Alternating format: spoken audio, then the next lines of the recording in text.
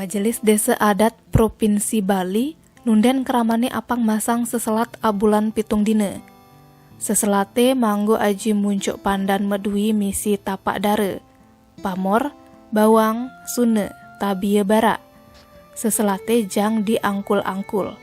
Penyarikan Agung MDA Provinsi Bali Nyoman Sumarte nerangang, seselate mare dadi buka hari Minggu 19 September 2021.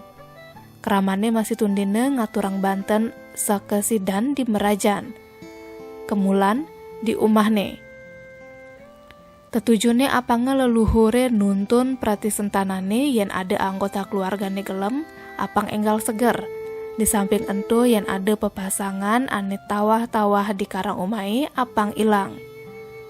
Pasane secara kajang kliwon wuku wayang, desa adat sejebak Bali ajak suang-suang keluarga meayu-ayu barengan. Tetujune apang ngerestiti bakti nunas ice ngaturang Banten alet, rasa bakti sakesidan. Yen desa adat, kelaksanayang di pura kahyangan jagat, dan kahyangan ajak kahyangan desa.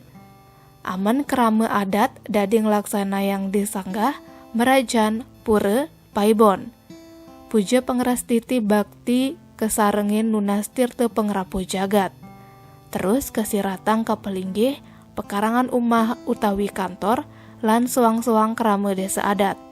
Tirte katuna sebilang wahi oleh apange rahayu ajak makejang. Tim Bali Express ngelaporang.